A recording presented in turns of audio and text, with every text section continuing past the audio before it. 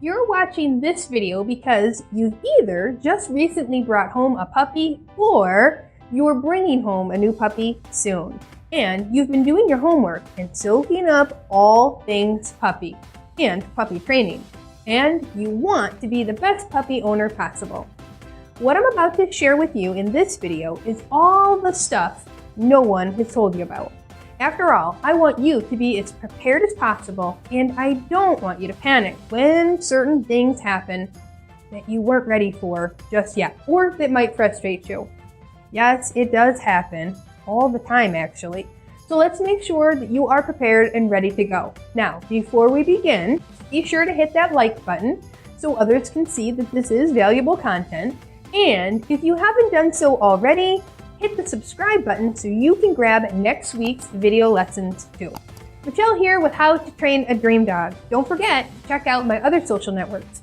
You can grab the link to those in the description below.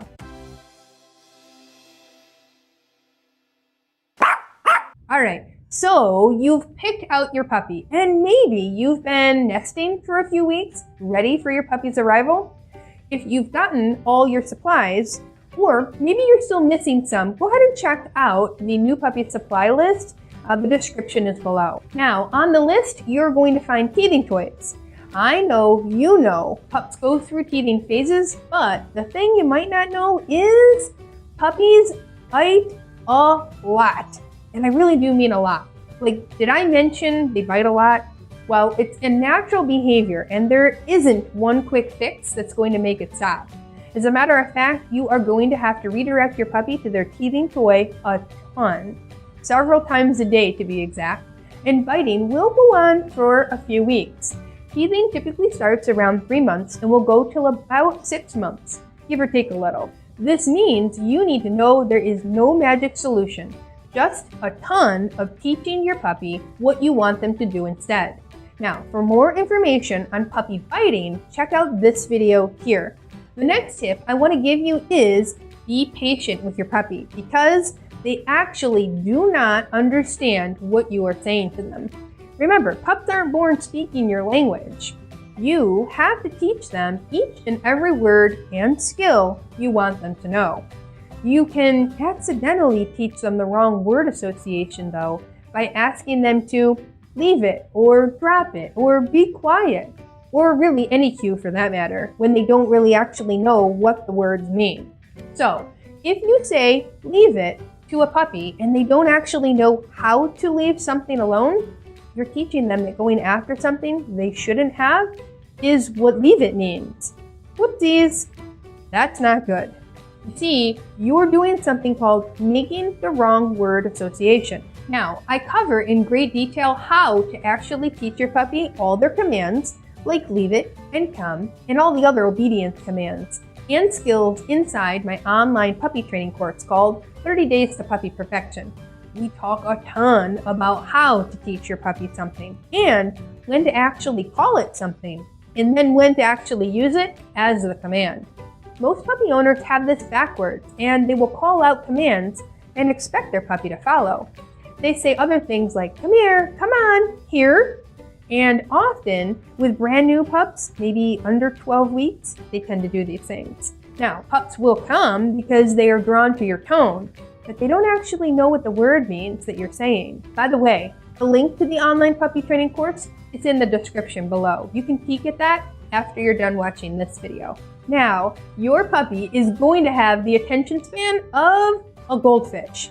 You are going to think they can't stay focused and may be tuning you out. Well, the first part is correct. They do have a very short attention span. But the second part is false. Puppies do not purposefully tune you out. Just like pups do not act stubborn just to upset you. They do not do anything out of spite, even though it may feel that way. This is a human emotion that dogs do not have. When a puppy gets called stubborn, I get a little frustrated. Anytime you call your dog stubborn or bad, you are judging their potential based on your limitations as their trainer. Puppies refuse to do things, or it seems that they're refusing to do things because Number one, they're confused. Number two, typically it's a lack of motivation. Number 3, not enough reinforcement. And number 4, typically they're flooded with too much information or they may be overstimulated. Now, it's up to us as humans to figure out what is going on and how to approach the situation differently. Your pup can't act any different if you don't teach them to act any different. I want you to know that there are going to be peaks and valleys in your puppy's training. After all, they are growing and developing at a very rapid rate the first year of their life. They are learning tons in a very short amount of time. Oftentimes, we see puppy owners getting really frustrated with their puppy's progress because they think they should be further along than they really are. Now, we have to set realistic expectations and not raise the bar so high that it isn't achievable for our young puppy. I see so many new puppy owners getting really frustrated that their puppy isn't potty trained in less than a week, or they bark and howl and cry in their crate. It can take anywhere from a couple weeks to a couple of months to potty train a puppy. If you want to know more about potty training a puppy, I grabbed the free new puppy starter kit. It has a few video lessons in it that I think everybody should watch. It also has a sample puppy schedule that will be super helpful for all new puppy owners.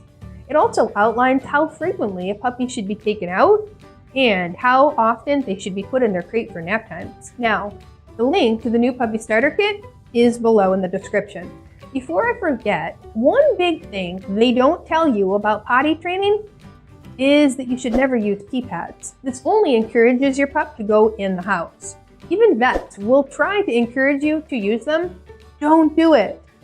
Now, here's a video all about why you should never use pee pads. Now, as for the crying and the barking, new puppy owners almost always say their puppy has separation anxiety, but that's not the case. True separation anxiety is a whole lot worse and different than what most new puppy owners are experiencing with their new pups. Now, until your puppy gets used to their new surroundings and their routine, they may cry for attention. If you cave and you go to them when they cry, you're going to teach them very quickly that all they have to do to get your attention is make a fuss. Instead, you have to wait for the exact moment they stop whining and then attend to their needs. Your pup may be hungry or thirsty or cold or have to go potty outside. If your pup is in the crate and they're crying, I want you to evaluate. Did they get enough exercise before they went in? Do they have to go potty outside? Have you covered the crate? Are you using a white noise machine or some sort of calming music for dogs?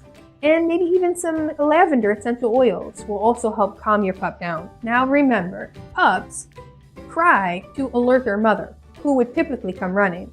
And that is their natural instinct. Now your pup needs to learn to self-soothe.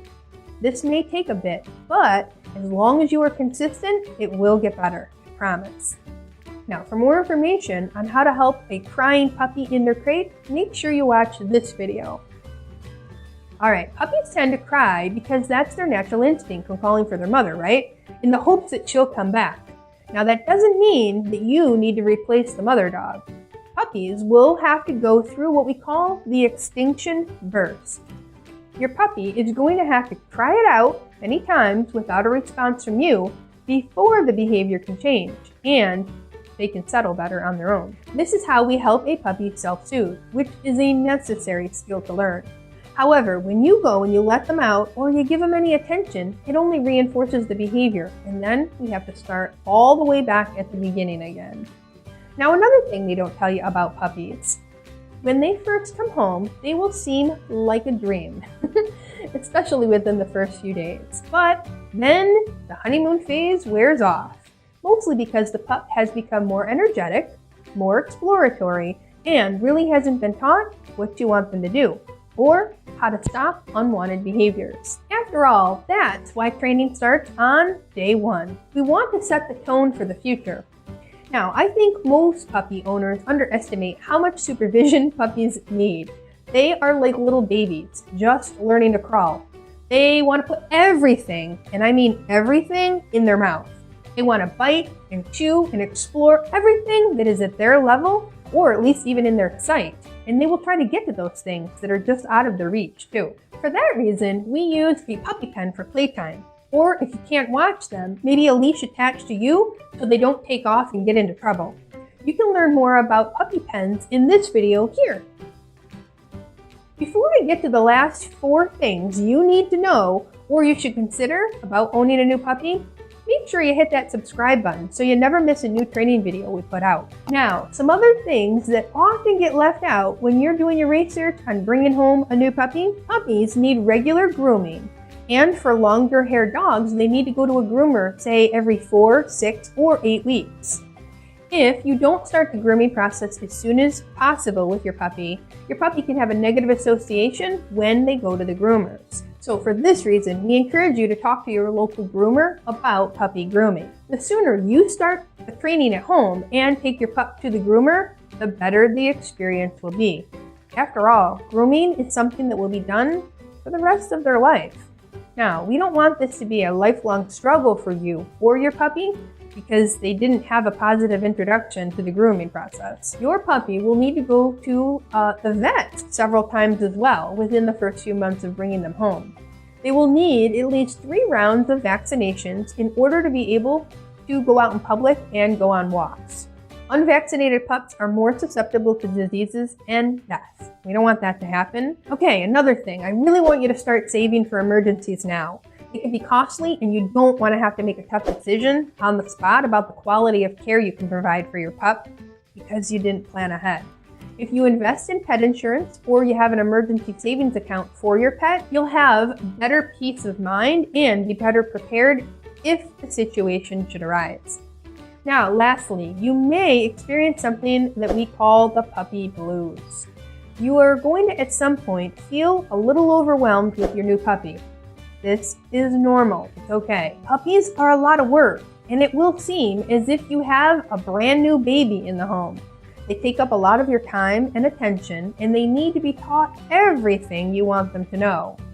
I promise, with the right training, you will overcome those puppy blues. Now, for more information on better puppy behavior, don't forget to register for the Better Puppy Behavior Workshop. It's free. The link is in the description below. Now, in the comments below, tell me, which tip were you most surprised by?